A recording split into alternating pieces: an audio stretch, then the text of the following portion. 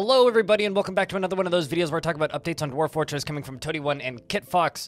This is a seasonal update from Tarn. You remember those videos he used to put up during the development of the Steam version? Well, that's what this is. There's some talk about the Linux versions, there's some talk about procedural faces and adventure mode, including some art additions that we've all been waiting on, like Dwarven Babies, which just kind of vanished off into the ether, as well as some other fun tidbits. So I'm gonna let Tarn talk, and then I'm going to barge in the middle and throw in my 2 cents.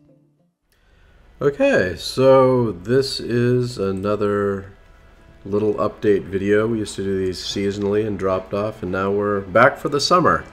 So what's going on? We've got a lot going on in different tracks this time. We have adventure mode is sort of the giant thing we're working on. We want to get that mode of the game up and running, and obviously we've been talking about that for a while, and we're finally underway just working on all of the different modes. I'm currently working on getting the travel map sites displaying so that you can see all of the, when you're traveling around long distance in the world, you can see all of the different little buildings and stuff. And you'll also be able to see these when you embark in fortress mode. When you zoom in, that just shows a bunch of red blocks right now. You'll be able to see a bunch of buildings. So that's cool. And that should probably be in before adventure mode's out. So if you're not familiar, those red squares that Tarn is talking about are actually those squares that you see when you're embarking in the overworld map. These red squares are supposed to signify different locations and cities and towers and towns and temples and all that jazz. And in adventure mode in the older game, you can actually see the little layouts of the different cities, approximations of the layouts and like locations of where the houses in the towns would be. This is very important for adventure mode, so you know where you want to like drop down out of the like kind of fast travel overworld map down into a town and kind of get your bearings before you're actually walking around on the streets of it. So it's going to be real nice to have that in Fortress mode as well and actually kind of get a better idea of your surroundings and everything else that's going on in the local locations around you. And then we have the rest of Dwarf mode that we're working on in parallel now. We'll continue to do these patches like we've done over the months. And the announcements are done. This is the ability to look back at old announcements by category, look through old reports, so that when you clear the alert icons, they don't just disappear forever. You'll be able to just go back and check your old announcements. We just need a few interface elements for that, and that's done. We have the depot access is almost ready to go, so you can see when your trade depot is blocked off by trees and so forth again, so you know when to clear out a path, because sometimes it's hard to tell, especially in 3D maps, when your depot is accessible to the caravans that come from the outside. So the announcement screen is something that Putnam spoke quite a bit about, actually, when I spoke with her in a recent video. There's a link to that one down in the description if you'd like to go see it. In that video, we discuss exactly how the new announcement screen is going to work, as well as like some more in-depth stuff about like the combat log is going to work going forward. And like Tarn said just now, like they do still need some graphical UI bits to like actually get that into the game. But it's awesome to hear that that stuff's ready to go and ready to ship and just needs to like be finished up and polished up and pushed out the door. The second thing that he mentions here is depot access, and this is actually what it looked like in the older game.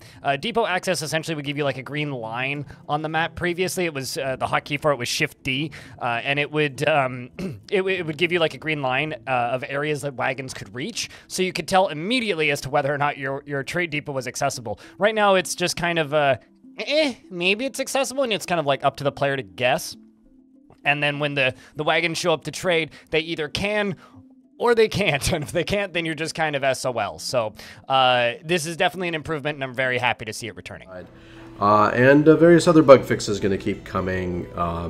Lost nicknames, there's multi-threading, has some stability issues that Putnam's cleaned up, and we have, yeah, more to come there. Graphics-wise, there's a lot going on. Carolyn is working on procedural dwarf faces that should match up with their paragraph descriptions. We've kind of started with some prototyping of some faces to look out there. That's pretty cool. It's going to be amazing, both in adventure mode and fort mode, to see those. And Jacob had previously drawn up some dwarf children that I never got in, so we're finally going to try and get those in so that children don't just look like adults, which is silly. And Jacob's also drawn up some floor engravings and some additional statue graphics that we should be able to get in pretty soon. And Neorice is Good is going over the giant animals. You can probably see if you've embarked in the sort of savage biomes that some of the giant creatures are just sort of inflated, pixelated versions of the smaller creatures. We have, a couple hundred of those that to draw, and was just something that wasn't a super high priority for the launch. But now we're going through those, getting nice pictures of giant animals up. So we've got giant aardvarks, giant wombats. It's all coming, including baby giant wombats and so forth. So that'll improve those savage regions quite a bit. And then there's the Linux version. It compiles up, ready to run. Got that working. Putnam worked hard on getting that together, and we're gonna start our test branches for that. I'm not quite sure how that's all gonna work because I've never released a Linux game on Steam before, but we're gonna figure out the depots and builds and branches and get the testing started there so that we can get that out as soon as possible. Well, now it may seem like I just cut Tarn off, but the last thing he talks about is the tutorials that Kit Fox is commissioning from me, so not really worth covering. If you want to watch his full video, there's a link down in the description. It's about a 5-minute long video. But really what I wanted to talk about here is the procedural faces, because these are supposed to be like full portrait icons. Now, the ones that you're seeing on screen right now are prototypes, so these are not necessarily representative of the final product, but these are supposed to be more detailed versions of like the tiny little Dwarf Fortress sprites that are going to be shown on like the icon screen for like in the Dwarf's personality when you click on the Dwarf.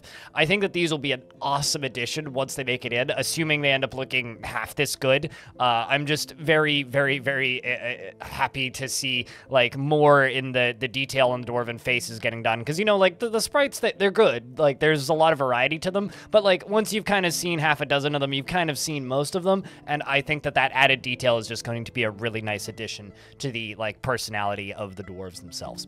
The next thing I want to talk about here is those statues. I know that like a pretty common complaint about statues is like, oh, all of the image statues are just like a square. So I also kind of agree with that there's way too many just square statues. So if we can get like, images of like things stabbing things, I think that'll be a really nice addition to just like adding some more personality to your fortress, And then, aside from that, it's really nice to hear from Tarn again and kind of see him in his new location and hear about stuff that's being worked on. As far as instabilities in the multi-threading goes, I've actually had a couple of crashes recently. I think I've had more crashes in the last, 3 weeks than I've had almost since the launch of Dwarf Fortress, so that's a little odd. And I'm kind of, every time I look at the error logs, it looks like it's to do with multi-threading stuff, which is weird because I didn't have any problems in the experimental branch, but I digress. Probably my new CPU, if anything. And the last thing I kind of wanted to mention here is if you have additional questions for Tarn, what I recommend you do is you jump over to either the link in the description or the announcement video for the fact that they're going to be on my stream tomorrow at 3 p.m. Pacific time. There's a link in the description to the announcement video for that as well, so that's 3 different links in the description, as well as there is information over on this YouTube channel. So tomorrow, as of the time of uploading, at 3 p.m. Pacific time, Tarn, possibly Zach, and Putnam will all be on my stream, and we will be talking about Dwarf Fortress stuff for about 2 hours. And if you go find the announcement video down in the description or on this channel, then you can submit a question to be asked on stream. If you would like to do that, that'd be awesome. Thank you very much for watching, and I hope to see you in the next one.